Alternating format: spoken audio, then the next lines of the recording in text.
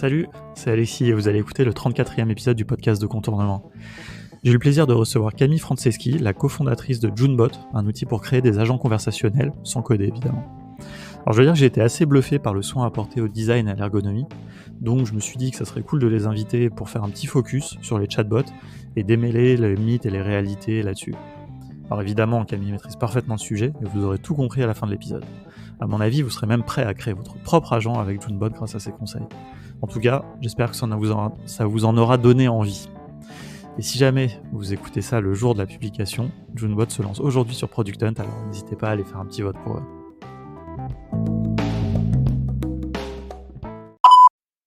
Salut Camille, bienvenue sur le podcast de Contournement. Donc, tu es la cofondatrice de Junebot, un outil pour créer des agents conversationnels, autrement dit des chatbots en anglais, et évidemment pour en créer sans coder. Alors finalement, c'est une catégorie d'outils qu'on aborde assez peu dans la communauté no-code, je trouve, alors que ça reste quand même un des sujets majeurs de la tech depuis 4 ou 5 ans, peut-être même un des buzzwords, on va dire, là, de la fin des années 2010. D'autant que je trouve qu'il y a beaucoup de confusion autour des chatbots.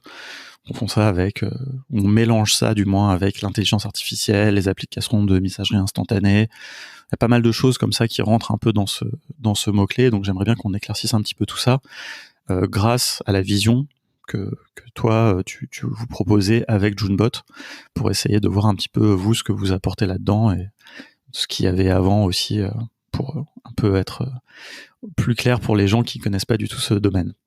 Voilà, donc avant de commencer, c'est un grand programme qu'on va aborder dans l'heure qui vient. Est-ce que tu peux te présenter, s'il te plaît ? Oui, bien sûr. Déjà, merci Alexis pour l'invitation. Et donc, moi, c'est Camille, j'ai 31 ans. J'ai un parcours à la base qui n'a rien à voir avec l'environnement startup. J'ai commencé en finance. J'avais fait des maths à Dauphine avec une spé finance, un peu de finance de marché, 3 ans en fusion-acquisition. Et c'est pendant cette période-là que, du coup, avec mon associé Nico, on a commencé pas mal à parler ce qui est startup, tech, code, parce que lui était pas mal dedans. Il m'a un peu converti, si je peux dire. Et du coup, j'ai quitté mon taf et j'ai fait le Wagon, qui est un bootcamp de 9 semaines pour apprendre à coder. J'ai adoré et j'ai même travaillé 1 an en tant que back-end développeur dans une startup, que j'ai ce métier-là après que j'ai quitté parce que j'ai cofondé Junebot. C'est drôle parce que finalement, on rencontre assez peu de gens qui ont fait le wagon et qui sont devenus développeurs, quoi. Notamment avec le background que tu as, par exemple, tu vois, plus finance, toutes ces choses-là. Souvent, les gens, j'ai l'impression, c'est peut-être tu vois, font le wagon pour rentrer dans la tech, mais pas forcément devenir développeur, mais peut-être PM ou surtout fonder une boîte. Donc c'est intéressant. Alors juste, du coup, je vais creuser un petit peu cette question parce que ça m'interpelle. Toi, à la base, tu avais fait le wagon justement dans quel objectif ? C'était plus dans l'objectif de monter une boîte. Après, voilà, quand avec Nico, on a testé 2-3 trucs.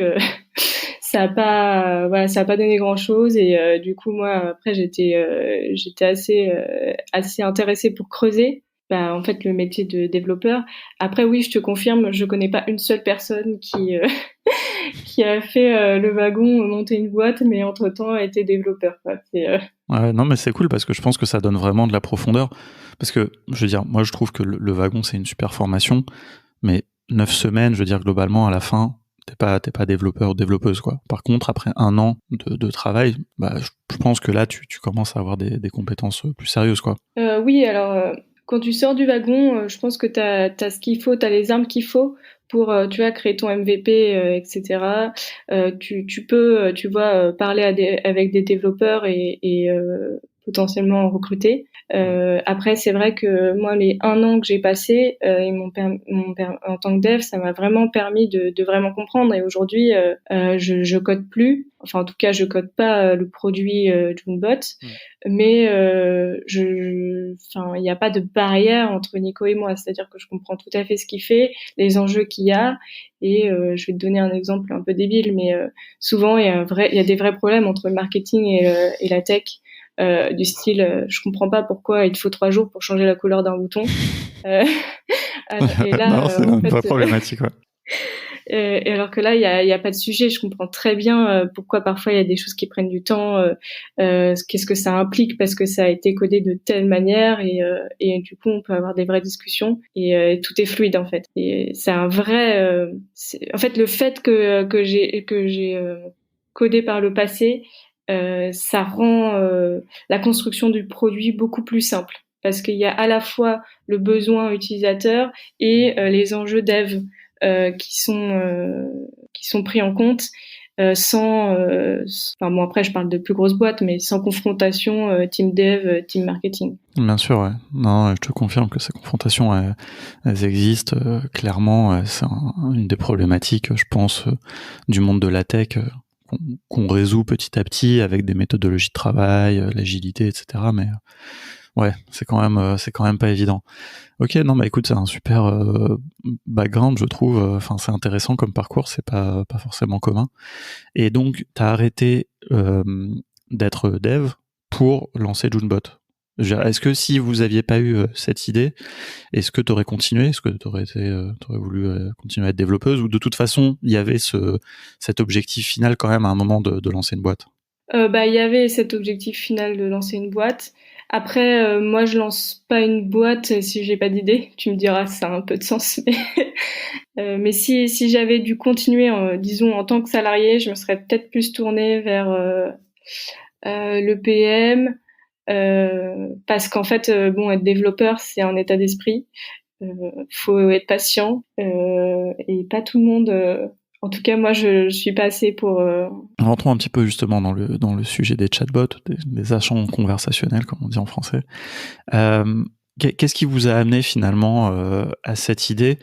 Et alors peut-être si, avant de parler de Junebot, quel était un peu l'état du marché, ou je sais pas même quel point, enfin un petit historique vraiment de ce domaine, pour nous expliquer comment vous êtes dit ok, on va apporter une nouvelle vision en fait de cette chose-là. Parce qu'il faut savoir quand même que c'est un domaine, enfin, le premier chatbot, on le met vers 1966, le fameux Elisa. Et puis depuis, il y en a eu plein, et il y en a quand même pas mal qui existent, ManyChat, Chatfuel, Landbot, etc. Voilà, qu'est-ce qui, tu vois, un peu vous a amené, et, enfin, voilà. Je sais pas si tu vois un peu ce que je veux dire. Si je vois bien, déjà je vais peut-être t'expliquer un peu comment on en est venu à créer Junebot. En fait, Nico, il avait monté précédemment une boîte qui était un cabinet de recrutement spécialisé dans les métiers du service. Et en gros, la promesse, c'était de fournir 3 candidats qualifiés pour un poste donné. Et du coup, le but, c'était d'automatiser le plus possible le process. Donc voilà, fallait envoyer aux candidats des longs formulaires à remplir avec une vidéo de présentation à faire parce qu'ils ne rencontraient pas les candidats physiquement.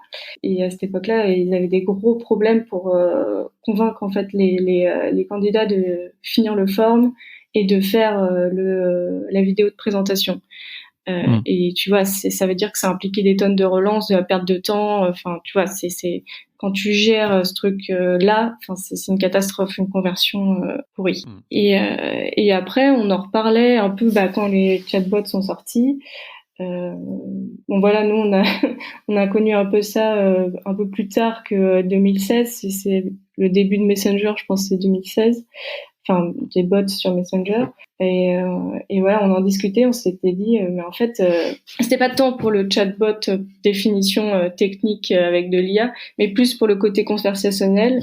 On s'est dit, mais en fait, si tu avais eu ça à cette époque-là, et la conversion, elle aurait été 10 fois meilleure, quoi. Et c'est comme ça qu'on s'est dit, et en fait, on va faire appelons ça des formulaires conversationnels pour la pré-qualif de candidats. Donc après, bon, on a un peu pivoté au fur et à mesure, mais c'était ça l'idée à la base. C'était prendre le côté conversationnel des chatbots qui existaient pour augmenter les conversions quand on faisait de la pré-qualif de candidats. Ok, non mais c'est intéressant parce que tu soulignes déjà un premier point que je voulais un peu démystifier justement, c'est cette... je pense qu'il y a deux choses, tu vois, il y a un peu la confusion, l'assimilation, j'ai envie de dire, que les gens font des chatbots et de l'IA. Alors qu'en fait, il n'y a pas ces deux choses distinctes, comme tu dis. Enfin, je veux dire, un agent conversationnel, il peut juste poser des questions, ne jamais donner de réponse, par exemple. Donc, et l'intelligence, souvent, elle vient dans les réponses. poser des questions. Alors il pourrait y avoir de l'intelligence aussi à poser des questions qui s'adaptent aux réponses précédentes, qui ont été données. Mais finalement, voilà. D'ailleurs, Elisa, là, le premier chatbot, il faisait que te relancer en fait de questions. Il n'y avait pas vraiment d'intelligence. Enfin, bon, c'était il y a 50 ans, donc. Mais donc, et je pense que ça c'est intéressant parce que moi, ce que j'observe, c'est un deuxième phénomène. Donc, si déjà on distingue l'IA et le chatbot, c'est cette convergence qu'il y a entre les formulaires finalement, donc classiques qu'on connaît, Typeform, Jotform, etc., et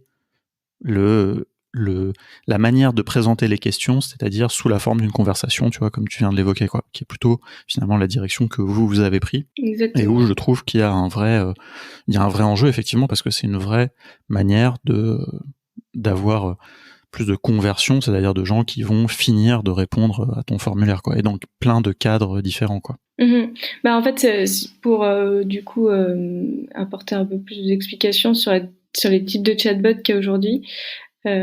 Aujourd'hui, tu as des chatbots avec intelligence artificielle, slash machine learning, etc. Donc ceux-là, leur promesse, c'est de pouvoir répondre à n'importe quelle question posée par un utilisateur. Donc être capable de comprendre la question et de répondre en fonction. Et après, tu as des chatbots de type rule-based, et ça, c'est ce qu'on fait nous, où en fait, tout est déterminé à l'avance. Donc, tu as par exemple comme un arbre de décision avec des scénarios de conversation différents en fonction des réponses précédentes qui sont données par exemple sous forme de bouton réponse par l'utilisateur. Donc, à partir de là... Le rule-based, donc c'est basé sur des règles. Non, juste pour les gens qui n'auraient pas saisi là. Oui, des scénarios déterministes, voilà. Et en fait, aujourd'hui, et c'est d'ailleurs un problème pour nous, c'est quand on dit chatbot, les gens entendent tout de suite chatbot IA, et c'est pour ça que, on préfère dire aujourd'hui interface conversationnelle plutôt que chatbot pour éviter la confusion. Non, mais c'est bien parce que je trouve que c'est honnête et sincère. Tu vois, ça se voit sur votre site d'ailleurs, il n'y a pas de fausses promesses. Et finalement, et on reviendra un peu là-dessus, je pense qu'après, maintenant, c'est plus des enjeux de design, d'ergonomie, etc. Mais je veux dire, moi, la vérité, je suis dans ce milieu depuis un moment, et franchement, je veux dire, il y a très peu d'intelligence. Il faut arrêter les gens qui disent de l'intelligence artificielle, etc. Il faut arrêter de se mentir, et c'est très très dur. L'analyse du langage naturel, tout ça, c'est des technologies qui sont encore à leur début, à mon sens en tout cas, et même s'il y a des choses très impressionnantes qui existent, franchement, c'est très difficile d'apporter vraiment de l'intelligence. Et moi, je trouve qu'aujourd'hui, on peut faire des choses bien, bien meilleures finalement, avec l'approche que vous avez. Et souvent, les gens n'ont pas besoin de plus en réalité. Tu vois, et tu vas nous donner un peu des use cases, et à mon avis, on va voir à chaque fois que franchement, promettre de l'intelligence dans ces choses-là, ça n'aurait pas de sens, parce qu'on peut faire mieux finalement en programmant, entre guillemets, nous-mêmes, les scénarios, etc., quoi.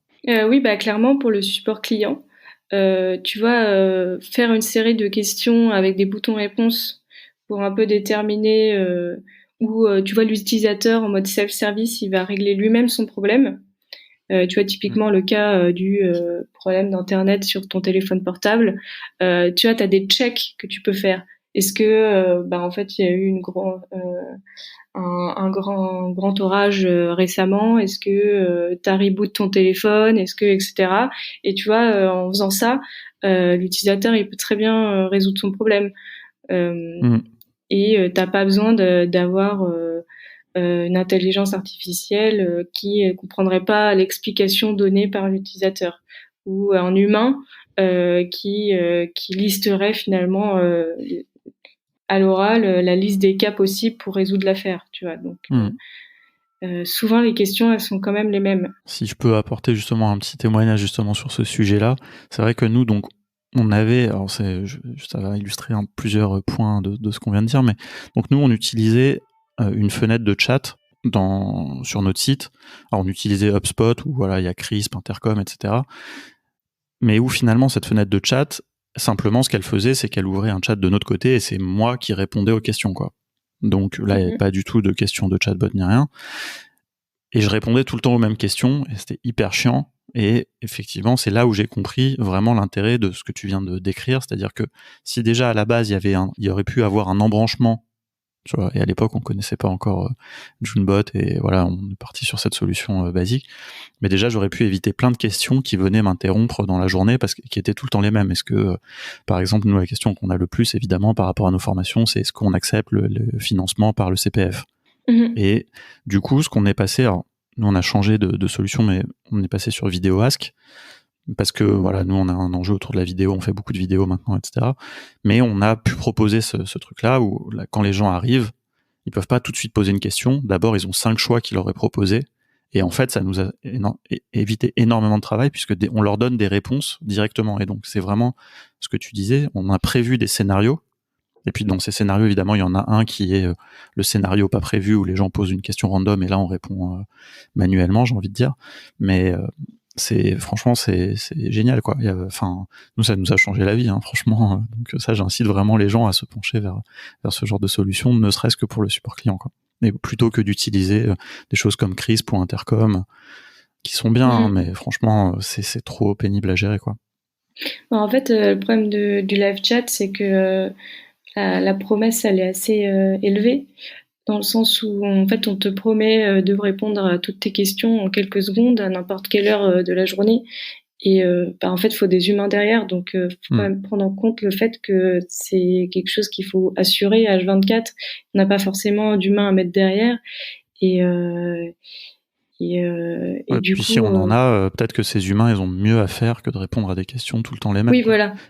Et tu vois, en plus, il y a un truc de synchronicité qui est hyper chiant. C'est-à-dire que moi, bah là, tu vois, par exemple, si on avait toujours ce système-là, ça se trouve, là, pendant qu'on est en train de parler, j'aurais une fenêtre qui apparaîtrait qui me dirait, il y a quelqu'un qui me demande, là, oui, alors pour vos formations, est-ce que vous acceptez le CPF, tu vois? Et évidemment, je pourrais pas lui répondre en live, tu vois, et franchement, ça va nous interrompre, alors que, tu vois, limite, même si je réponds pas, ça va me déconcentrer dans cette discussion. Donc, vraiment, à mon avis, sur ces choses-là, il faut passer sur de l'asynchrone, mais de l'asynchrone intelligent, dans le sens où on a prévu en amont des scénarios, des choses les plus fréquentes et tout, quoi. Non, mais c'est exactement l'état d'esprit qu'il y a derrière Junebot. T'as tout compris. Alors justement, passons vraiment à votre solution, maintenant qu'on a un petit peu démystifié tout ça. Comment ça fonctionne, tu vois? Comment toi, est-ce que tu présentes Junebot? Là, on l'a compris un petit peu en filigrane, mais si tu peux nous résumer en une phrase, voilà, comment tu le présentes? Alors Junebot, on le présente comme un constructeur de chatbot intuitif et sans code. Donc la proposition de valeur derrière, c'est vraiment de pouvoir créer en quelques minutes un Junebot hyper facilement, parce que voilà, l'interface, elle est très intuitive et on n'a pas besoin de savoir coder.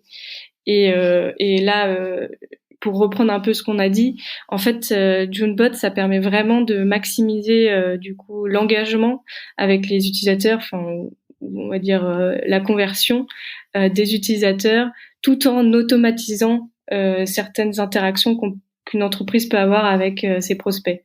Donc c'est vraiment voilà, il y a le côté on veut fournir la meilleure expérience aux visiteurs de notre site internet, parce que la conversion, c'est un peu le nerf de la guerre quand même, et tout en automatisant, parce que voilà, on n'a pas forcément le temps ni les ressources pour être toujours derrière son ordinateur et répondre à toutes les questions en mode live chat. Non, ça c'est une philosophie, je pense que, enfin, nous on promeut dans l'utilisation de Zapier, Airtable, tout ça, c'est d'être très efficace, de s'entourer des bons outils pour gagner le plus de temps possible, pour pouvoir à 1, 2, 3 personnes peut-être gérer des opérations de dizaines de milliers de clients, de choses comme ça, parce que voilà, on s'est bien équipé et on n'est pas obligé d'avoir des hordes de stagiaires qui répondent aux questions toute la journée. Donc ça, c'est une super philosophie.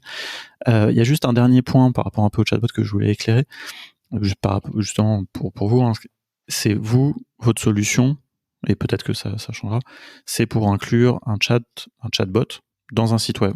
Parce que souvent les gens pensent chatbot, comme tu disais, un Messenger, ces choses-là. Or aujourd'hui, j'ai l'impression, en tout cas pour ce type d'usage, hein, comme tu disais, de formulaire conversationnel, finalement c'est sur le site, le média vraiment principal, quoi. Oui, nous, ça se passe sur le site web, donc on a plusieurs formats. Donc il y a un format, alors là, si tu arrives à trouver l'équivalent en français, le widget, bon courage. Bonne question, hein. Non, Donc c'est c'est effectivement pas de mots, mais bon, c'est un petit, ça vient par-dessus le site web du client. Par exemple, moi, sur le site de exactement, contournement, ça, j'aurai un petit widget, donc comme on dit, un petit chatbot qui vient, qui est en bas à droite, par exemple. Enfin, je peux choisir exactement. l'endroit. Il est par-dessus le site et voilà, on peut ouvrir la fenêtre et après discuter. Après, il y a la version intégrée aussi à l'intérieur du site. Donc, par exemple, au plein milieu d'un article, tu peux avoir un bot avec lequel tu peux engager une conversation. Et après, on a un format page entière, où il y a un bot sur une URL dédiée. Et là, du coup, par contre, tu peux le partager partout sur les réseaux sociaux.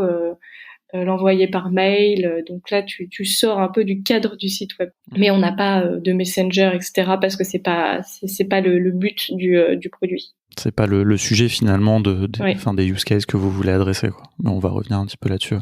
Et j'ai trouvé entre-temps la traduction officielle de widget, c'est vignette interactive.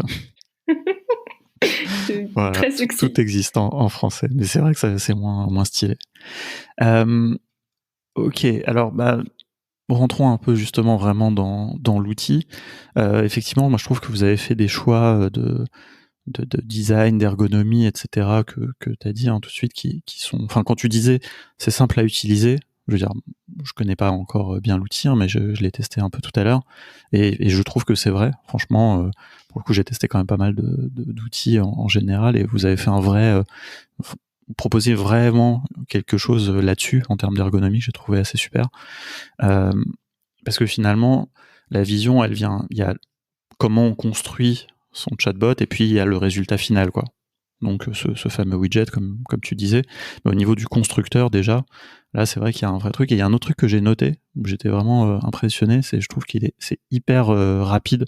L'interface est hyper rapide et hyper fluide. Alors, je sais pas si c'est les talents de développeur de ton associé, mais vraiment ça, il faut le noter parce que là, je suis en train de travailler sur une formation à Typeform en parallèle et à chaque fois qu'on fait une action dans Typeform, c'est pas lent, mais je veux dire, on sent qu'il y a une latence, quoi. Alors que dans Junebot, franchement, j'étais vraiment très agréablement surpris de ça, donc félicitations. Je sais pas si tu veux réagir, sinon j'ai une question qui vient après parce que là, il n'y a pas de question encore, mais Non, non, mais effectivement, on fait attention à ça. Euh, Enfin, vraiment, déjà, l'interface, elle est simple à utiliser parce que ben, on a voulu faire simple. Il faut pas que les gens perdent du temps, en fait. Souvent, tu passes à Junebot parce que t'as eu des problèmes avec d'autres types d'outils. Voilà, faut reconstruire, donc il faut que ça aille vite. Et effectivement, le fait que ce soit rapide, c'est quelque chose que on fait attention à ça. Et effectivement, c'est pas lent du tout. C'est-à-dire que donc l'interface c'est être très réactive en fait, si plutôt que rapide, mais pour que les gens saisissent bien. Là, c'est pas facile dans un podcast, on n'a pas de vidéo, mais c'est vraiment hyper réactif. C'est-à-dire que dès qu'on clique sur un bouton, dès qu'on déclenche une action, on a tout de suite le résultat, quoi. Et ça, je trouve ça extrêmement agréable parce que, comme tu dis, ça joue, sur le plaisir qu'on a à utiliser l'outil. Donc, d'une part, c'est simple, l'interface est très minimale, et en plus, tout est fluide, donc c'est vraiment agréable. Mais si je peux, tu vois, moi, je vois plein d'outils no-code toute la journée et je trouve que vous faites partie de cette nouvelle génération d'outils où il y a un vrai soin qui est apporté à l'ergonomie et il y a une certaine frugalité aussi dans les fonctions, enfin même si on va y revenir, vous permettez de faire quand même beaucoup de choses, mais sans être des usines à gaz, tu vois. C'est-à-dire ça, c'était un peu le paradigme des anciens outils, la génération d'avant, où il fallait tout faire, il y a plein de boutons dans tous les sens, tu t'en sors pas. Enfin, et là maintenant il y a des outils un peu comme Adalo par exemple, je trouve que c'est un exemple que je cite souvent. On est dans de la simplicité, tout est très bien designé. C'est pas question d'être joli, mais d'être très. On trouve tout le temps, on est tout le temps assisté. Dès qu'on veut faire quelque chose, ça, c'est très fluide, quoi. Et si je peux prendre un parallèle, après je vais te laisser parler quand même parce que c'est plus moi qui parle, mais pas de est-ce que tu souci. connais un outil qui s'appelle Taliform? Oui, bah, je l'ai connu via contournement. Et du coup, je trouve qu'ils proposent, alors eux, c'est pas du chatbot, mais des formulaires. Il y a une proximité, mais c'était pas pour ça que je le mentionnais. Mais tu vois, ils apportent une nouvelle vision. Si je compare entre Taliform et Typeform, c'est hyper simple à utiliser. Ça va hyper vite. C'est en 3 minutes, t'as ton formulaire, quoi. Et Typeform, c'est quand même bien designé, hein, évidemment. Mais il y a une machinerie quand même autour à mettre en œuvre, tu vois. Et sans parler des questions de prix, etc. Et je trouve que vous, c'est un peu pareil. J'ai l'impression, alors, je suis pas du tout un expert des chatbots, mais j'ai l'impression que vous apportez ça versus des outils plus existants, je sais pas, des Lenbot, etc., qui sont certes aussi bien designés, mais quand même plus lourds, quoi. Tu vois, où il y a, c'est normal aussi, peut-être une question d'historique. Peut-être d'ailleurs Lenbot, c'est pas le meilleur exemple, mais peut-être Chatfuel plutôt, ou je sais pas, enfin. Voilà, bon après je compare là peut-être des choses que je connais pas, mais je vois bien cette différence de génération, quoi. Mais t'as complètement raison. On a eu des retours d'utilisateurs qui utilisaient par exemple avant Intercom, parce qu'Intercom fait des chatbots aussi, et ils nous disaient mais j'ai créé un bot entièrement avec Junebot en moins de 30 minutes, et 30 minutes c'est le temps qu'il m'a fallu pour écrire le premier élément de conversation sur Intercom. Autant de comprendre comment ça marchait. Et du coup, en fait, c'est pour ça qu'on fait hyper attention dès qu'on rajoute une fonctionnalité, parce que après, ça va un peu ensemble, hein. Plus t'en rajoutes, plus l'interface devient complexe. Bien sûr, hein. On fait vraiment attention à ce que ce soit simple. Et tu vois, on va pas tomber dans le vice du attends, je vais tout refaire parce qu'en fait, on peut enlever un clic par interaction, donc on va tout refaire. Non, en fait, parfois vaut mieux laisser un clic, mais au moins tout le monde sait que c'est à gauche. Que l'éventail de tes possibilités c'est à gauche, que t'as juste à cliquer dessus, paf, ça apparaît sur l'interface et ça va pas plus loin, quoi. Et alors justement, est-ce que tu peux essayer, c'est pas évident, hein, mais de raconter un petit peu comment ça se passe pour la création d'un bot, tu vois, pour que les gens puissent un petit peu s'imaginer. Ok, tu vois, donc hop, je me connecte sur bot.com. Qu'est-ce qui se passe, tu vois? Comment je fais si je veux créer un petit bot déjà tout simple, tu vois, juste qui demande ton email, comment ça va, et puis ensuite qui t'envoie un mail par la suite, tu vois. Oui, alors déjà, une fois que tu t'es créé un compte, tu peux créer un Junebot et tu peux soit commencer sur une feuille blanche ou utiliser un de nos templates. Donc déjà, les templates, désolé, ça aide des énormément. Modèles, c'est des modèles. Donc ça aide énormément. Donc t'as un bot qui est déjà tout fait et voilà, tu peux le modifier. Juste à le modifier pour l'adapter à tes besoins, quoi. Voilà. Et comment en fait comment le bot est représenté sur notre interface. En fait, tu as des blocs qui sont des petits rectangles qui représentent un élément de conversation. Donc ça peut être un bloc de type question avec des réponses prédéfinies sous forme de boutons. Ça peut être un bloc qui est une image, un bloc qui est juste un texte. Et en fait, donc à chaque fois que tu veux rajouter un élément de conversation, tu rajoutes un bloc. Et comment se forme la conversation, c'est juste le fait que le fait de lier les blocs entre eux. Donc t'écris tu prends tu crées un premier bloc de type bouton, par exemple. Qu'est-ce qui t'amène sur Junebot aujourd'hui avec 3 éléments de réponse? Je me renseigne, je cherche un constructeur de chatbot ou j'ai des questions. Ensuite, en fonction des 3 réponses, tu peux créer d'autres scénarios comme ça et tu les lis entre eux et c'est comme ça que ton bot est créé. C'est assez difficile à décrire. Ouais, non, c'est pas évident et j'invite vraiment les gens à tester, hein, parce que c'est l'inscription, tout ça, ça va très vite. Je pense qu'il faut le voir un petit peu comme un logigramme. Alors je sais pas, peut-être ça parlera pas forcément aux gens, mais on voit vraiment comme ça où il y a différentes actions qui sont liées entre elles. C'est très visuel. On voit tout de suite bien quel type de blocs. Si on est dans un bloc de questions, un bloc de vidéos, enfin vous avez, je sais pas, peut-être une vingtaine de types de blocs différents, il me semble. Enfin, et voilà, et on construit comme ça, on lit les choses entre elles. Ça marche très bien, c'est hyper agréable à faire. Et voilà, et puis on a comme ça le scénario qui se déroule dans un canevas dans lequel on peut zoomer, dézoomer, et puis on ajoute petit à petit ces éléments, quoi. Est-ce que peut-être justement tu peux lister peut-être un petit peu les types de blocs qu'il y a, parce que c'est intéressant, parce que ça montre, je trouve, un peu qu'est-ce qu'on peut faire, quoi. Alors, tu as des blocs de type question, donc tu peux du coup utiliser le bloc bouton, qui est un bloc avec des réponses prédéfinies sous forme de boutons. Tu as le bloc question ouverte, donc tu attends une réponse ouverte de la part de l'utilisateur. Donc tu poses par exemple la question quel est ton email. Après, il y a des versions plus affinées de cette question ouverte. Tu attends par exemple un chiffre, donc il y a des règles derrière. Donc le bloc chiffre, en fait, il attend un chiffre et du coup, si la personne ne rentre pas un chiffre, le bloc va lui Ça dire, passera pas à la question voilà, suivante. le bot va lui dire désolé, mais en fait j'attends un chiffre. Bon, ça c'est personnalisable, hein, le texte que tu renvoies après. T'as le bloc de type date, donc tu poses une question, en fait t'attends une date et le format attendu est une date. Et t'as qu'est-ce qu'on a d'autre? On a chiffre, date, open answer, email, l'email. Donc il y a une règle sur l'email aussi. Et après bah t'as des blocs pour dire des choses, donc tu peux écrire un texte ou mettre une image ou mettre une vidéo.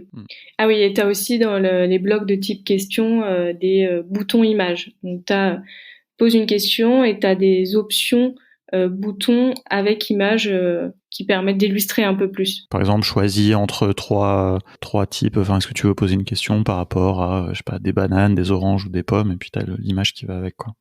Exactement. Et après, donc, tu as question, texte, et après, tu as ce qu'on appelle le power-up. Donc, c'est ce qui te permet de rendre ton bot un peu plus intelligent / personnaliser la conversation. Où donc, du coup, tu peux faire des calculs. Donc, tu crées des variables. Par exemple, tu peux créer une variable de type scoring et tu vas, si par exemple tu fais un quiz, incrémenter de 1 point cette variable à chaque fois qu'il y a une bonne réponse. Donc concrètement sur l'interface, à un moment donné de la conversation, tu rajoutes un bloc pour définir la variable et à chaque fois que l'utilisateur a donné une bonne réponse, donc dans le scénario de conversation, tu vas rajouter un bloc calculation, calcul, qui va incrémenter de 1 cette valeur. Et, cette notion de variable, elle est très intéressante d'ailleurs parce que donc on peut réutiliser les données des utilisateurs qui ont répondu dans des questions précédentes. Par exemple, si au début on lui demande son prénom, ensuite on peut l'appeler tout le temps par son prénom. Et je trouve que cette notion de variable, en fait, elle montre à quel point ce que vous avez fait, c'est vraiment de la programmation visuelle, quoi. C'est-à-dire que les gens, je pense, s'en rendent pas compte et c'est pas grave, mais quand on fait un bot, on fait de la programmation, quoi. Tu vois, et ça c'est un truc un peu global dans le no-code, mais on n'est pas obligé de faire du code.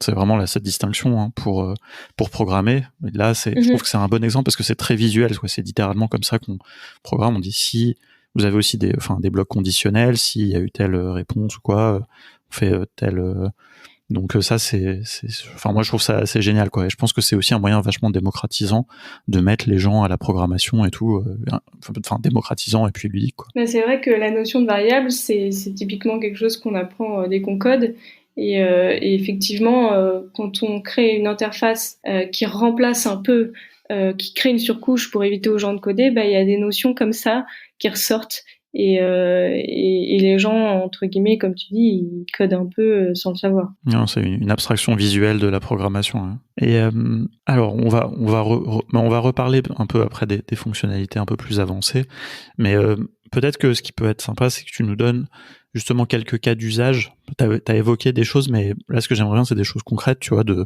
quelques-uns de vos clients dont tu as envie de parler ou je sais pas tu vois qui utilisent aujourd'hui tu vois surtout pas forcément qui, mais que font les gens avec Junebot, quoi. Ouais. Alors du coup, le cas classique, c'est pour collecter de la donnée. Donc que ce soit, comme on disait avant, un petit bot intégré à un article pour intelligemment demander l'email pour rejoindre une newsletter, ou un bot beaucoup plus élaboré pour prendre le besoin d'un client potentiel quand tu es par exemple une agence digitale et que tu as plein de trucs à te demander sur le besoin du client. Tu peux même aller plus loin et faire une estimation de prix en live grâce à du coup des fonctionnalités comme calcul. Mm-hmm. Après, tu as tout ce qui est... en fait, il y a beaucoup de gens qui font un bot qui permet de guider les visiteurs et un peu de les faire passer à l'étape suivante. Donc, c'est typiquement le bot qu'il y a sur une homepage, enfin la page d'accueil, qui va en fait demander un peu qu'est-ce qui t'amène sur le site pour définir un peu qui est derrière l'écran et quelles sont leurs intentions pour ensuite les rediriger vers les bonnes actions. Et après, on parlait de FAQ. Et souvent, tu vois, c'est dans ce bot-là que les gens font une petite FAQ orientée. Quand je dis orientée, c'est que tu as les questions qu'on te pose souvent, donc comme pour toi avec le CPF, mais aussi, tu vois, des questions un peu du style quelle est la différence entre le plan gratuit et le plan payant. Donc ça te permet de balancer ton argument. Et après, voilà, tu l'as un peu... tu l'as un peu réchauffé en lui disant en fait que le plan payant il était bien pour telle et telle raison, et ensuite tu lui proposes l'étape d'après du style vas-y, crée-toi un compte et teste le produit, tu vois. Non, c'est intéressant parce que ça peut permettre de manipuler un peu entre guillemets les gens, c'est-à-dire de les mettre dans des canaux, de guider un peu la conversation. Ouais. Donc je dis les manipuler, c'est plus de guider, manipuler la conversation en elle-même, pas les gens vraiment, mais et je pense que ça c'est bien parce que c'est pas forcément quelque chose qu'on peut faire facilement. Par exemple, quand on revient sur cet exemple du live chat, où on est dans une conversation, souvent on se laisse plutôt guider par les questions des gens, quoi. Donc là, d'avoir défini des scénarios, ça permet aussi d'anticiper des choses et de guider un peu. C'est une vraie stratégie de marketing en fait, hein. C'est du nurturing, quoi. C'est vraiment aller réchauffer le prospect. Quand tu crées vraiment tout ce que tu crées, ça vraiment, il y a une stratégie marketing derrière. En tout cas, c'est le but. Et de la même manière, tu vois, t'as les gens qui l'utilisent aussi pour qualifier et segmenter des leads sur leur site. Des prospects. Ouais, donc là encore, t'as tout ce qui est saut logique et calcul pour ça. Donc tu peux donner une note à ton prospect. En fonction de ça, tu vas le rediriger vers un tel vendeur ou tel vendeur. Tu vois, typiquement, quand tu es un SaaS et que tu as un plan, je sais pas, à 100 € par mois et un plan entreprise, et en fait, t'as pas les mêmes vendeurs, en fait. Donc comme ça, au moins, ça arrive au bon endroit. Et nous, l'étape d'après, c'est de pouvoir booker des rendez-vous. Donc après, tu auras le bon calendrier du bon vendeur qui s'affiche. Tu vois, donc tout est fait. Le meeting est booké, le sales, le vendeur, il a toutes les infos dont il a besoin pour pouvoir préparer son rendez-vous. Et ça, tout ça, c'est automatique. Il n'y a pas de perte de temps. Et après, la dernière grande partie, c'est le classique pour faire des sondages et des quiz. Donc là, tu peux utiliser tous les formats en fait. Hein. Si tu veux faire un sondage, typiquement, je sais pas, t'es un média, tu veux un peu suivre les élections, voir un peu ce que les gens sont prêts à voter. Tu peux en mettre, tu mets un format vignette, format widget sur ton site, ou sinon, tu l'envoies à ta base mail avec le format page entière. Ok. Et alors, est-ce que vous avez eu un ou plusieurs usages de Junebot que vous auriez pas attendu, tu vois, auquel vous vous attendiez pas, tu vois, un client qui a inventé un truc, je sais pas, un peu drôle, marrant, bizarre, je sais pas comment le qualifier, tu vois, un truc auquel vous vous attendiez pas, quoi. Est-ce que vous avez eu déjà ça? Parce que je suis sûr que vous l'aurez tôt ou tard, mais est-ce que vous avez déjà eu? Alors après, ouais, il y a des gens qui ont des besoins vraiment particuliers et qui vont faire des trucs vraiment dans le contexte. Tu vois, typiquement, on a un cabinet de recrutement irlandais qui envoie un bot tous les jours à ses employés pour vérifier s'ils sont bien sur leur lieu de travail. Donc c'est du RPO, donc c'est-à-dire qu'ils travaillent dans des lieux différents chez les clients, et donc c'est le bot flic en fait qui va vérifier. Et notre client, il me disait qu'avant il faisait ça au téléphone. Tu vois. Donc il y avait des gens chez eux qui appelaient tous les employés, et ils sont beaucoup. Hein. Et donc vraiment, t'as le côté aussi automatisation des process, mais du coup des process métiers en dehors de l'interaction avec tes prospects et tes candidats, t'as l'interaction avec tes employés aussi, tu vois. Donc il y a cette partie-là. Et après ouais, des trucs auxquels on s'attendait pas. Bon bah on a vu des bots passer pas très corrects quoi, tu vois. Mais bon, Ok, ouais. ça reflète bien ce qui se passe sur le web de manière générale. Ouais, effectivement. Ouais. Alors justement, dans ces fonctionnalités un peu avancées que vous proposez, un truc que je trouve assez super, c'est l'intégration à Zapier. Donc en fait, bon, on va commencer par là. Après, parce que ma question finalement, c'était un petit peu comment Junepod vient s'intégrer un peu dans l'écosystème no-code. Mais donc du coup, j'ai commencé à donner la réponse, donc c'est un peu long. Donc commençons par là. Mais en fait, non, mais parce qu'en fait, j'ai trouvé ça hyper intéressant. J'adore Zapier, ça c'est pas un secret, mais que vous avez une intégration native vraiment à Zapier et pas juste via les webhooks. C'est un peu technique, mais je pense que ça parlera aux gens qui sont un petit peu connaisseurs. Et ça vaut le coup je le mentionne parce que je trouve qu'il y a beaucoup d'outils no-code. Là, par exemple, je prépare une formation sur Doric, super outil de création de site web, et ils disent oui, on s'intègre à Zapier. Or, en fait, ils s'intègrent pas vraiment à Zapier. Ils utilisent le mécanisme des webhooks, c'est-à-dire d'appeler l'API de Zapier, enfin des fonctionnalités, mais c'est un truc qui est générique en fait. Et vous avez fait cet effort d'avoir cette intégration à Zapier, et ça, je trouve assez remarquable, quoi. Oui, en fait, disons que c'est une condition nécessaire de pouvoir s'intégrer à d'autres outils parce que il faut que ce soit quand on intègre un nouvel outil, il faut que ça marche avec les autres qu'on a. Donc nous, on n'a pas vocation à être un énorme outil marketing qui centralise tout avec une tool suite gigantesque.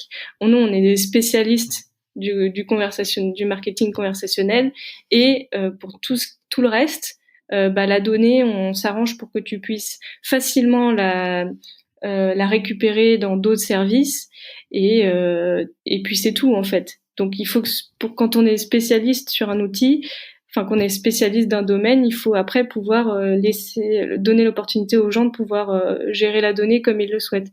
Et donc c'est pour ça que et aux autres laisser la possibilité en fait finalement d'utiliser ces données avec les autres spécialistes, quoi. Par exemple les spécialistes du CRM, les spécialistes de l'enrichissement de prospects, enfin toutes ces choses-là, vous n'avez pas vocation à faire.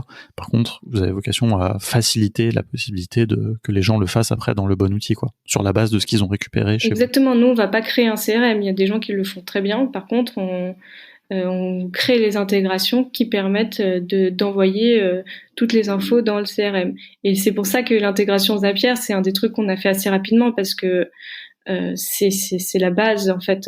Quand on a une intégration Zapier, on peut pousser la donnée presque partout. Donc tu peux faire une intégration Zapier. C'est ça, vous l'avez bien fait, tu vois, c'est ça que je veux dire. Et après, vous pourrez sûrement encore ajouter des fonctionnalités dedans, mais c'est vraiment pour des gens qui connaîtraient pas donc ces mécanismes d'API, de webhook, etc. Parce qu'il y en a plein, on voit toute la journée. Hein, les API, c'est un vrai enjeu, je le répète épisode après épisode. Hein, mais vraiment, il faut que tout le monde se saisisse de ce sujet-là. Mais aujourd'hui, c'est encore pas le cas. Et donc, de pouvoir juste aller dans Zapier, taper Junebot, utiliser Zapier comme il est censé être utilisé, c'est un confort, je pense, pour énormément de gens, quoi. Pour moi, c'est le no-code. Comprendre et créer une API, c'est du code. Hein, donc, nous aujourd'hui, on a une webhook, donc on peut appeler ça aussi API. Mais pour moi, je considère que c'est une partie réservée à des développeurs. J'essaye petit à petit d'amener ça un petit peu aussi chez les no-codeurs, parce qu'il y a des systèmes. Par exemple, donc vous avez cette intégration native à Zapier et vous avez ce mécanisme de webhook. Donc, imaginons quelqu'un qui est un fan d'Integromat qui veut pas utiliser Zapier. Alors, a raison, Integromat c'est super. Et ben, on pourrait quand même utiliser Integromat avec Junebot via les webhooks. Il suffit dans Integromat, et c'est très simple dans Integromat, d'exposer donc un de ces fameux webhooks et de l'appeler depuis Junebot, et ça vous proposez aussi de le faire assez facilement, quoi. Ouais. Alors après, nous, on a prévu de faire une intégration Integromat aussi, parce que c'est un outil qui a vachement la cote. Ok, bah super, tant mieux. Et ouais. Ah non, mais c'est un super outil, donc c'est bien que tu nous le dises, ouais. Et ouais. Est-ce qu'il y a d'autres choses du coup auxquelles vous vous intégrez? De mémoire, on peut envoyer directement les données dans Google Sheets, ouais. Il me semble. Ouais, on a fait sans avoir à passer justement par Zapier, ce qui serait possible aussi, mais c'est bien quand même, c'est quand même un petit très utilisé. Disons que quand on a beaucoup de données, Le problème de Zapier, c'est qu'à un moment donné, ça coûte pas mal d'argent. C'est pour ça que les intégrations natives sont intéressantes, parce que du coup, ça coûte 0 à la fin. C'est vrai, tu fais bien de le souligner. Oui, on a intégration Google Sheets et après plus tard on va faire Airtable, Mailchimp. Ok, donc vous prévoyez quand même aussi de. Non mais c'est un vrai point ce que tu dis, tu vois, parce que moi à chaque fois que je vois les trucs, je me dis bon bah de toute façon Zapier ça suffit quoi. Je veux dire déjà si t'as fait l'intégration correctement à Zapier, les gens ensuite peuvent envoyer vers Airtable, peuvent envoyer vers Mailchimp.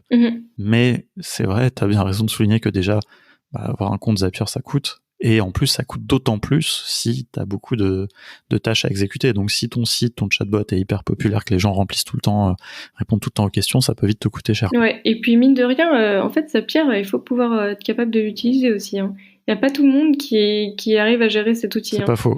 Pas faux. C'est pour ça qu'on fait des formations d'ailleurs, pour les gens qui sont intéressés par Zapier. Et ouais, donc on a pas mal d'intégrations qui arrivent. Ça fait partie de nos axes d'amélioration. En fait, pour nous, si on veut ça fait partie de l'expérience en fait. Il faut, comme je disais, il faut que tu puisses envoyer tes données n'importe où. Et après, ouais, on a le webbook. Ça, c'est vraiment en fait, c'est de la folie dans le sens où on peut vraiment tout faire après. C'est-à-dire que tu peux du coup envoyer de la donnée où tu veux, mais à n'importe quel moment de la conversation, mais tu peux aussi en récupérer, tu vois. Donc, tu vois, typiquement, donc pour te donner un exemple, on avait fait un bot pendant le premier confinement. C'était un peu le Salomon automatisé. En fait, il te donnait les chiffres en fait du Covid en temps réel. Donc en fait, ce que le bot faisait, c'est que quand un utilisateur demandait les chiffres, alors il allait interroger un service qui avait les chiffres, il créait une phrase avec ces chiffres et après le renvoyer dans la conversation, tu vois.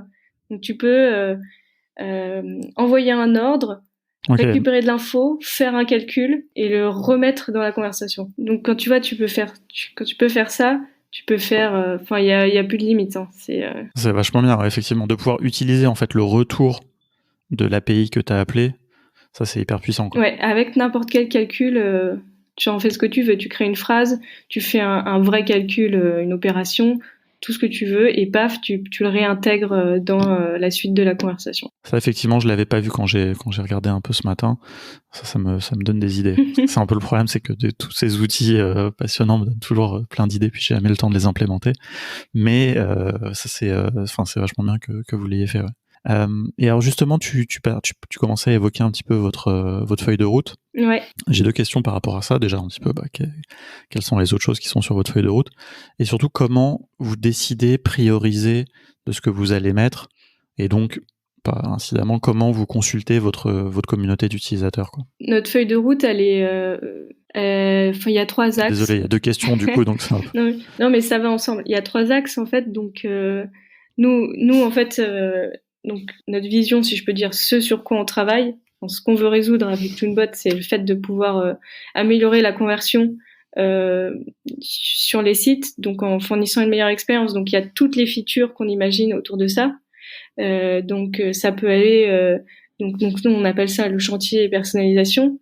Donc ça peut être du coup rajouter des éléments un peu graphiques entre guillemets, tu vois. Donc bon, on a déjà des images, des vidéos, mais on peut rajouter, tu vois, tout ce qui est customisation pour que l'utilisateur il rentre un peu dans l'univers. Donc tu vois, ça peut être rajouter des images sur le bot page entière, ou faire des vidéos un peu plus sympas avec un chargement de lecture automatique, tu vois, sans toute la bannière lecture pause, tu vois, pour vraiment que l'utilisateur il soit focus et en plein dans l'interaction. Rajouter des fontes, etc. Donc tout ce qui est personnalisation, ça permet vraiment de mieux engager. Après, t'as notre chantier qu'on appelle contextualisation. Donc là, c'est vraiment créer des fonctionnalités qui vont déclencher le bot ou non, ou montrer tel message ou un autre en fonction du parcours de l'utilisateur. Donc, tu vois, ce que j'appelle parcours d'utilisateur, ça peut être l'utilisateur, en fait, il a cliqué sur une pub Google Ads. L'utilisateur, il est inactif depuis tant de secondes. L'utilisateur, c'est la première fois qu'il vient sur le site. Donc, en fonction de ça, tu vas montrer ou non de bot, tu vas afficher tel ou tel texte. Et c'est ça, en fait, c'est le contexte qui fait que ça convertit mieux, tu vois. En fait, tu balances pas un formulaire à tout le monde alors que c'est pas du tout adéquat avec la personne. Tu t'envoies, tu vas l'interroger, lui demander quelque chose au bon moment parce que t'as des infos sur lui, tu vois. Et donc ça marche beaucoup mieux. Et après, il y a le chantier intégration où là tu vas travailler, on va faire une intégration Calendly, on va faire une intégration Stripe. Donc là, c'est vraiment au sein de la conversation, t'as booké ton rendez-vous, t'as commandé ton t-shirt, tu l'as payé, tout est fait en fait. Il n'y a pas eu d'étape avec un lien pour aller autre part, tout a été fait directement, c'est converti et c'est gagné quoi. Donc mais c'est génial parce que plus t'as d'intégration comme ça, plus ensuite c'est la créativité des gens qui va pouvoir s'exprimer. Tu vois, par exemple, tu donnais un exemple, si tu mets à partir du moment où tu as mis le paiement avec Stripe, eh ben les gens peuvent faire du commerce en ligne avec un agent conversationnel, et ça je trouve ça hyper intéressant parce que il faut réinventer, enfin on le voit bien là dans l'année qu'on a vécue, il faut réinventer tout le temps les choses, et les moyens traditionnels qui étaient existants peuvent s'adapter, sont pas toujours les bons, et donc on peut toujours créer sur des nouveaux supports, sur des nouveaux médias, avec des nouveaux moyens, des nouvelles manières de vendre, de communiquer, de faire plein de choses. Et après il y a un chantier, alors ça ce sont pas des fonctionnalités, mais c'est donc que je te parle de conversion depuis le début. Travailler sur des résultats, tu vois, donc faire des analyses là-dessus pour montrer qu'en fait le conversationnel ça convertit mieux, enfin qu'en tout cas Junebot convertit mieux qu'un formulaire classique par exemple, tu vois. Okay. Et après tout ça, donc ça c'est notre roadmap. Après concrètement ça peut évoluer en fonction des clients, des nouveaux clients qu'on a. Je parle des clients payants, j'entends. Donc tu vois, on peut reprioriser une feature en fonction de ça, ce qui nous arrive assez souvent. Si un client insiste un peu pour avoir quelque chose, par exemple. Ouais, c'est un peu comme ça qu'on fonctionne. Voilà, on fait pas de fonctionnalité pour un client qui est sur le plan gratuit. On le fait que pour les clients payants. Mais vous faites des fonctionnalités spécifiques ou non. Vous regardez, vous priorisez. On repriorise vous faites jamais de spécifique. Quelque chose que vous aviez prévu de faire. Voilà. Vous écoutez un petit peu, voilà. Mais vous avez pas mis en place forcément un système où les gens peuvent proposer, tu sais, il y a ça sur pas mal d'outils, proposer des fonctionnalités, voter sur les fonctionnalités, tu vois, un peu interagir sur la roadmap. Vous le faites plus au feeling, vous écoutez, vous interrogez, et puis vous le faites de votre côté. En fait, nous, on utilise Junebot pour notre support client, donc il y a un bot qui est à l'intérieur de l'interface, et tu peux faire une demande de fonctionnalité via le bot. Nous, on la reçoit. Après, on la liste, mais on ne fait pas. On a une petite roadmap sur notre page produit, donc on montre les prochaines features qu'on va développer, mais on ne rend pas public les votes des utilisateurs. Tu vois, comme ça, on a la main sur notre roadmap. C'est notre choix à la fin. Ouais, non, c'est complètement acceptable aussi comme management de votre produit, quoi. Ok, écoute, je pense qu'on a bien évoqué tout ça. Je regarde si j'avais pas d'autres questions. Plein de choses, c'était hyper intéressant. Je sais pas s'il y a des choses que tu voulais ajouter sur le produit. Sinon, j'avais une ou deux dernières questions. On s'approche déjà de l'heure fatidique. Oui, non, vas-y, pose-moi tes questions. J'avais de soucis. Alors moi, j'avais une question un petit peu plus générale par rapport un peu aux difficultés peut-être que vous avez rencontrées. Peuvent être techniques ou un peu, on va dire, de l'ordre entrepreneurial, et peut-être par ce biais-là aussi, si t'as des conseils, tu vois, un petit peu pour les gens qui se lanceraient dans ce genre d'aventure, savoir créer un produit, on va dire en général, un peu ça c'est applicable, produit no code ou pas no code, quoi. Alors des difficultés, est-ce qu'on en a de manière générale, oui, c'est aller chercher ses premiers clients payants, c'est même pas ça, c'est le plus dur, je trouve, c'est quand tu pars de rien, en fait. Tu pars de rien, t'as une idée, faut parler, faut discuter, parce qu'il y a que ça qui te fait avancer, hein, c'est les feedbacks. Euh, et après, bah voilà, l'idée du produit que tu fais, elle s'améliore au fur et à mesure. Euh, Après des difficultés, bah ouais, après on en a tous les jours, mais C'est le lot de tous les entrepreneurs, quoi. ouais, peut avoir des difficultés sur des choix techniques. Tu vois, typiquement, aujourd'hui, notre site vitrine, il est custom, il est homemade. Tu vois, je le gère, mais Ok. en fait, quand on a fait ça, on n'a pas réfléchi une seule seconde au fait que plus tard, on aurait des gens qui créeraient des articles pour nous. Et en fait, bah, ils vont pas aller dans le code pousser une PR. Donc, tu vois, si je peux dire, Ça peut être un bon conseil, peut-être, ouais, ouais. faut bien Je pense réfléchir. que ça, c'est... Ouais. Faut bien réfléchir parce qu'après, t'as de la dette, en fait. Je pense que c'est rarement... Je me permets, hein, mais je pense que c'est rarement la meilleure solution de faire son site soi-même, quoi. Mais, À mon avis, mm, avec tous les outils qu'on a, alors ça, pour faire des sites web, c'est ceux où il y en a le plus, hein, mais clairement, je pense que c'est... en fait, ouais, ça s'est fait comme ça parce que, en fait, en fait, on s'est même pas posé la question. Et en fait, aujourd'hui, en fait, t'es entre guillemets obligé de faire du no-code parce que d'un point de vue opérationnel, c'est ce qu'il y a de mieux. Ça, c'est un biais, je pense, de technicien, entre guillemets. Moi, je pourrais avoir le même biais, enfin, même si je suis nul en design, donc je peux rarement faire un site tout seul, mais c'est vrai qu'on se dit, ok, je peux faire quelque chose moi-même, pourquoi j'irai chercher un outil, quoi, qui va me le faire. Oui, c'est ça. Mais en fait, aujourd'hui, c'est un poids pour nous parce qu'il faut qu'on change, tu vois. Ah, ça, c'est un bon retour d'expérience, je pense. Ça peut servir à beaucoup de monde, à mon avis. Et après, ouais, des difficultés, ouais, faut faire aussi attention. Enfin, moi, il y a un truc que j'ai compris en faisant, c'est que les clients gratuits, c'est bien, mais les payants, c'est mieux. Le retour est pas le même.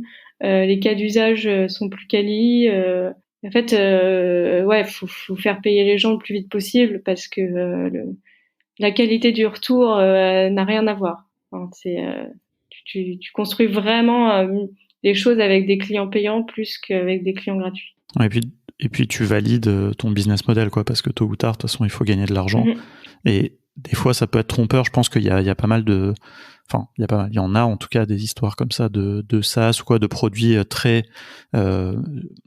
comment dire, qui ont eu beaucoup de succès gratuits, et quand ils ont essayé de faire payer, il y avait plus personne, quoi. Et en fait, c'est pas du tout comme tu dis, hein, c'est pas les mêmes clients, et c'est pas la même chose d'utiliser un service gratuitement ou de commencer à payer pour l'utiliser, quoi. Mhm. Donc ça, il faut le valider vite si le business model va être un modèle payant, quoi. Oui, tout à fait. Je pense que le gratuit, c'est bien vraiment quand t'es pas fier de ce que t'as lancé et en attendant d'avoir un MVP correct, tu mets en gratuit, mais il faut passer au payant le plus vite possible. Ouais, il y en a qui, le fameux fake it until you make it, qui font payer avant même d'avoir un service aussi. Ça, c'est une autre méthode de valider ces hypothèses. Mais bon, ça, c'est dans la manière d'amorcer son projet. Il y a pas mal de manières différentes de faire, quoi. Ouais, Mais en tout cas, je pense que faut pas hésiter en fait. d'une manière ou d'une autre, il faut vite faire payer, quoi. Faut pas hésiter à dire voilà, on n'a pas les fonctionnalités X, Y et Z, mais si tu t'engages aujourd'hui, je l'ai fait en fait. Et au lieu de dire bah on te le fait gratuitement jusqu'à ce qu'on les ait développés, non, ça fonctionne. Enfin, C'est plus risqué, ouais. ça marche mieux en fait quand la personne est engagée et payer, c'est engager quelqu'un. Ouais, non, c'est clair. Ok, bah écoute, ça c'est hyper intéressant. Alors, deux dernières petites questions. Alors, une question qu'on pose à tous nos invités. Du coup, c'est si tu avais un side project à faire avec Junebot, hein, plus spécifiquement, on va dire, qu'est-ce que ça serait? Si j'avais un side project en dehors de Junebot, si j'avais du temps, tu veux dire? Ouais, un truc que tu ferais, tu vois, pour toi en temps. Non, mais si t'avais du temps, effectivement, c'est hypothétique, mais tu vois, si peut-être que t'as une idée, tu vois, mais t'as pas le temps de la faire. Et généralement, ce qu'on demande, c'est si t'as un side project à faire avec des outils no-code. Là, j'ai envie de dire avec des outils no-code ou avec Junebot, si t'as envie, quoi. Oui, il y a un truc qui me taraude, entre guillemets, parce que c'est un problème que j'ai moi-même. Et j'ai remarqué qu'il n'y avait pas grand-chose pour résoudre ce problème-là aujourd'hui. Euh, c'est en fait t'arrives à un certain âge où bah tu commences à travailler, t'as un peu d'argent de côté et en fait pour X ou Y raison t'as par exemple pas assez pour acheter un bien ou tu peux pas t'endetter parce que par exemple tu viens de commencer, t'es un entrepreneur et du coup bah tu peux pas faire de prêt, donc t'as un peu d'argent, ton livret A bah c'est bon, de toute façon ça rapporte rien, et bah tu te retrouves à pas savoir où mettre cet argent-là, tu vois, tu vas pas acheter une place de parking, t'as pas envie de prendre un PEA, surtout pas envie de t'embêter à faire des heures et des heures de recherche pour savoir si tu peux avoir un petit rendement, et t'as pas envie que ça te prenne du temps en fait. Et aujourd'hui, enfin tu vois, si j'avais un peu de temps, je commencerais, tu vois, un peu à rédiger des articles sur comment un peu investir son argent, X euros, tu vois, genre des sommes un peu petites, sur des produits un peu intéressants, tu vois, avec un rendement garanti et pas de complexité comme tu peux avoir quand tu prends un PEA, proposer autre chose que des actions ou de la location immobilière, tu vois. Donc ouais, bah du coup en niveau no code, bah je prendrais par exemple un Webflow pour écrire ces articles-là et ouais, après proposer des offres qui permettraient à ces gens de pouvoir investir leur argent au lieu que ça dorme au fond d'un livret A ou de son compte classique. Ça pourrait être assez cool. Non, c'est intéressant ça. Ouais, non, je vois bien le sujet, ouais. Je pourrais être client de ça. Je vois exactement de quoi tu parles. Non, mais c'est intéressant. En plus, moi, je me pose aussi ce genre de questions à l'aune d'une potentielle crise économique, etc. Oui, tu vois. qu'est-ce qu'on fait plutôt que d'avoir de l'argent de côté, tu vois, qui sert à rien et qui, je sais pas si peut disparaître même s'il y a une vraie crise financière. Exactement. Tu vois. Bon, là, c'est encore un autre sujet, mais c'est ouais, l'investissement. Il y a des petites choses qui existent un petit peu par rapport à ça, mais il n'y a pas assez, clairement. Bah, j'avais regardé. Si jamais tu fais ça, je serai client. Bah, on verra dans une autre étape de ma vie. Ouais, c'est sûr, c'est pas forcément facile à résoudre. C'est pas vraiment une question technique, quoi. Tout à fait, c'est de la finance. Du coup, c'était super intéressant tout ça. Merci beaucoup pour ton temps. Si les gens veulent te contacter, ou suivre en tout cas les évolutions de Junebot ou de ce que tu fais, où est-ce qu'ils peuvent te joindre et suivre l'aventure? Ils peuvent me joindre par mail. Donc c'est camille@junebot.com. On peut déserter LinkedIn et sinon mon Twitter c'est underscore tiré du bas FRANCESC. Et après, bah, pour suivre, le mieux, c'est vraiment si tu as un compte, tu reçois toutes les news avec toutes les nouvelles fonctionnalités qui sortent. Donc, c'est plus de ce côté-là. Mais on a vocation à être de plus en plus actif sur Twitter. Donc, Twitter aussi, c'est cool. On a un compte Junebot aussi. Ok. C'est underscore Junebot. Ça marche. Ok, bah écoute, il faudra que tu m'envoies ça et puis je le mettrai dans les notes de l'émission pour être sûr de pas me tromper. Ok. Super. Et bah merci beaucoup. Et oui, dernière chose que je voulais préciser pour les auditeurs qui sont sur le Slack de No Code France, c'est qu'il y a un petit code promo, il me semble, pour les qui est toujours valide. Il y a un truc permanent. Oui, il me semble, ouais. pour les. Je dis pas de bêtises, j'aurais dû revérifier avant l'enregistrement. Pour donc tous les gens pour toute la communauté No Code France qui voudrait utiliser Junebot version pro, parce que c'est bien de payer pour avoir accès à toutes les fonctionnalités, quoi. Oui, ouais, c'est 50% on avait fait, ou 30%, je ne sais plus. Faudrait que je vérifie, j'avoue. Bah, de toute façon, voilà, ça c'est une bonne raison, les gens iront voir, et puis voilà, je le remettrai de toute façon quand je mettrai l'épisode et tout ça, donc on repartagera tout ça, voilà. Mais donc sachez-le, si vous écoutez et que vous êtes sur No Code France, et bah vous pourrez accéder à un prix réduit, et si vous n'êtes pas encore sur No Code France, et bah c'est l'occasion de venir. Voilà, comme ça il y aura une bonne raison en plus. Et bah écoute, merci beaucoup Merci beaucoup pour tout ça, c'était hyper intéressant. J'espère que ça a clarifié un peu pour les gens toutes ces questions de chatbot, et puis surtout que ça leur a donné envie de tester Junebot. Je pense que tout le monde a plein de choses hyper intéressantes à faire avec. Voilà, merci beaucoup, à bientôt. Merci à toi Alex, ciao.